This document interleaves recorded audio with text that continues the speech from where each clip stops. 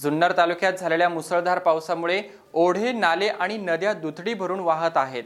पावसामुळे एकीकडे बळीराजा सुखावला असला तरी दुसरीकडे मात्र जीवघेणे अपघात घडत आहेत। नारायणगाव येथील मीना नदीच्या पुरात वाहून चाललेल्या वृद्धेला काही युवकांनी वाचवल्याची बातमी मागील आठवड्यात आपण आपल्या आवाजवर पाहिलीत।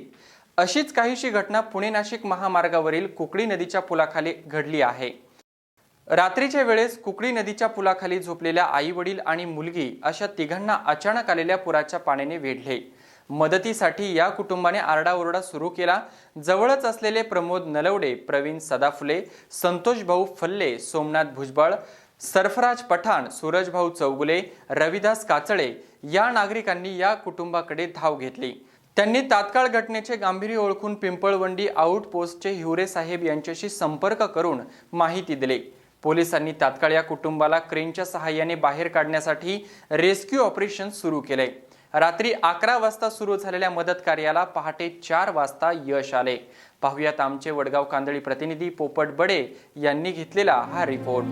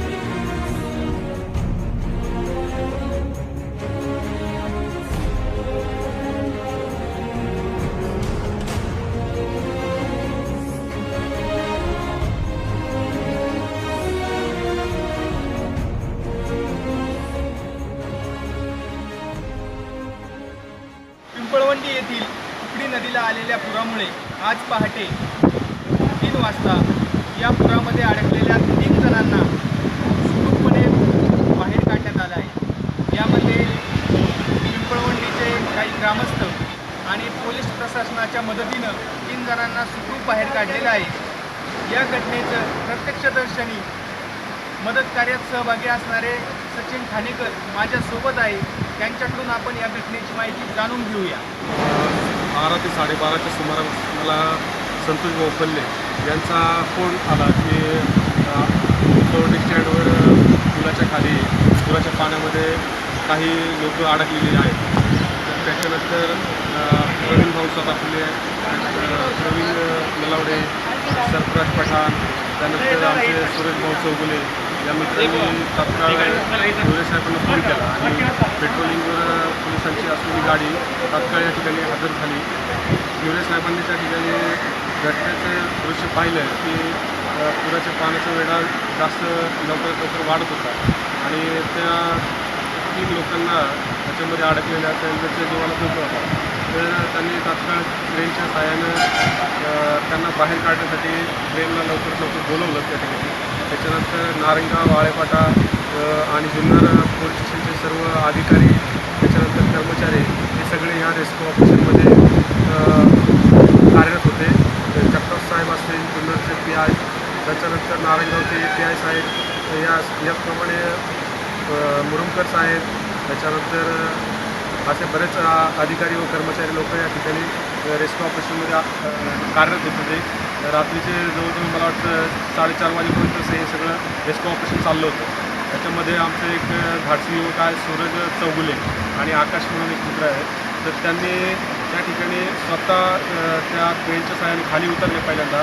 त्या 3 लोकांना ते त्याच्यामध्ये एक मुलगी होती, साधारणतः 18 ते 20 वयाची असेल, आणि त्यांना त्या ठिकाणी खाली उतरल्यानंतर त्यांनी सांगितलं की थोडासा दिलासा प्रयत्न केला। मग हळूहळू त्या मुलीला पहिल्यांदा काढलं, त्याच्यानंतर त्यांच्या आईला पाण्याच्या बाहेर काढण्यात यश मिळालं आणि मग शेवटी राहिलेले युवा दुधवडे यांना त्या ठिकाणी क्रेनच्या सहाय्यानं हळूहळू वरती काढलं। त्याच्यामध्ये सूरज चौगुले, सरफराज पठाण, प्रवीण सदाफुले आणि प्रमोद भाऊ नलावडे, संतोष भाऊ फल्ले यांनी या ठिकाणी पोलिसांबरोबर अतिशय चांगली कामगिरी बजावलेली आहे.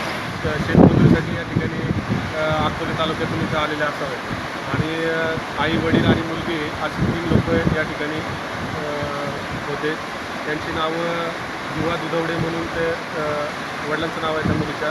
त्याच्यानंतर पुष्पा दुधवडे म्हणून त्या मुलीच्या आईचं नाव होतं आणि पूजा दुधवडे म्हणून ती मुलगी होती. साधारणतः हे लोक त्या ठिकाणी अडकले. तर ते या ठिकाणी पाऊस हा थोडासा भुरभुर येत होती आणि त्यामुळे निवाऱ्यासाठी या ठिकाणी त्यांनी आश्रय घेतला होता. परंतु पाण्याचा अंदाज काही त्यांना आला नाही आणि मध्यरात्रीच्या सुमारास ते या पाण्याच्या वेढ्यामध्ये अडकले. पुरात अडकलेल्या लोकांना वाचवण्यासाठी मदत करणारे आणि प्रत्यक्ष ज्यांना पाण्यामध्ये उतरून वर काढण्यामध्ये ज्यांनी मोलाचं अशी कामगिरी बजावली ते सुरेश चौगुले माझ्यासोबत आहेत. त्यांच्याकडून माहिती जाणून घेऊया नेमकं काय झालं. मी फुले आलो